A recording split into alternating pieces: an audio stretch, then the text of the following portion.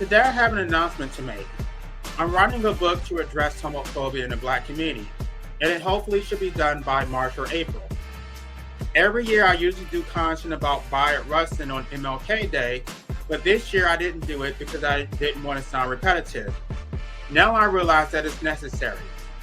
People are out here blaming Martin Luther King for integration and claiming that it destroyed Black economic success. Let's be clear, MLK did not get us civil rights. All Martin Luther King did was recite a speech that someone else wrote. We got our civil rights due to a gay Black man by the name of Bayard Rustin, who laid the groundwork, organized strategies, and made progress possible. If you don't know who Bayard Rustin is, it's time that you get into it. There's a Netflix movie and documentaries about him. Learn his name, learn his work, and give him his due. Let's be clear about something else. When Black people fought for civil rights, it wasn't about begging to give our money to white establishments. It was about survival and confronting systemic barriers that segregation created. Segregation actively prevented upward mobility and independence. Racism was upheld through statism, with the police acting as enforcers of oppression. Even white businesses that wanted to serve Black customers were not allowed to. Traveling while Black wasn't just inconvenient, it was dangerous. Black travelers often had to sleep in their cars or pack entire meals just to make the journey. Guides like the Green Book became essential to navigate a segregated world. Black men could have been killed just for looking at a white woman.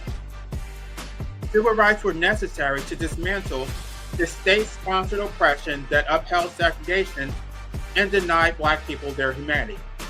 The civil rights movement was about breaking these chains, about demanding mobility, freedom, and basic human dignity. Segregation wasn't just a social construct, it was a weaponized system designed to deny Black people their humanity and independence. The fight for civil rights was necessary because it aimed to dismantle these oppressive structures and to ensure that the Black community could live with safety, respect, and equality. This fight wasn't about wanting access for the sake of access. It was about reclaiming dignity and demanding basic human rights. And when it came to the civil rights movement, the success wasn't about Martin Luther King. King was a powerful orator, but behind the scenes, Bayard Rustin made it all happen. Rustin wasn't just in a room. He was running the show. This man schooled Dr. Martin Luther King on nonviolence and turned him into the icon we all know today. Rustin set up the freedom rides to break down segregation on buses long before Rosa Parks. Rustin was the architect of the civil rights movement, but he had to stay in the background because he was openly gay, and back then people could not handle a Black gay man in the spotlight.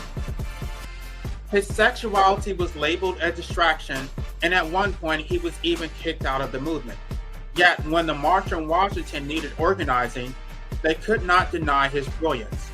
Rustin had all the contacts and the strategic know-how to make it happen. No one else could have pulled it off. Rustin orchestrated every single detail of the largest protest in American history at the time. Prior to Rustin, no protest of that magnitude had ever been done. He didn't just organize the march. He created the blueprint for large-scale protests that movements still follow today. His work was indispensable, simple as that. And Rustin wasn't alone. James Baldwin, one of the sharpest minds of the 20th century, used his words to drag racism and homophobia into the spotlight. His book, The Fire Next Time, was straight up legendary. Then there's Pauli Murray, a legal genius who helped lay the foundation for Brown versus Board of Education. He was out there doing groundbreaking work while fighting to be seen as her true self.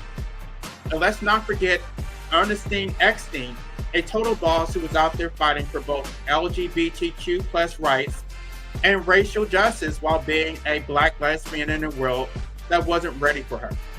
These folks weren't just in the crowd, they were running the plays, leading the charge, and making hard calls. And the sacrifices they made were massive. They weren't just fighting racism, they were also up against homophobia and sexism, facing multiple layers of oppression that compounded their struggles. Yet they persevered, taking on every obstacle to push the movement forward. They had to hide parts of who they were just to make sure the movement did not lose momentum.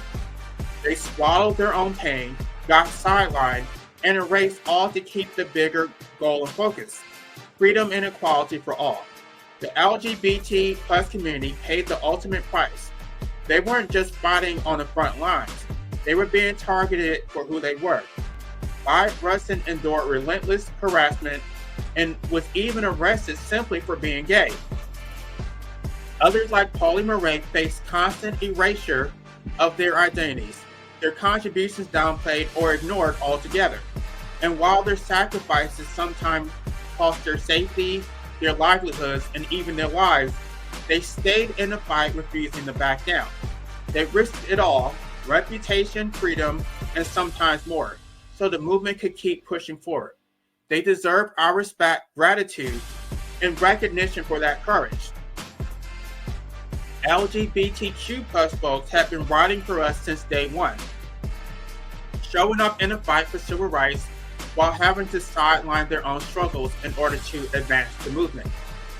They face hate and discrimination from all sides, but stayed in the trenches, standing shoulder to shoulder with us to help secure our freedoms. Gays keep getting told that we put our sexuality before our race, but the truth is, it's the Black community that puts our sexuality first.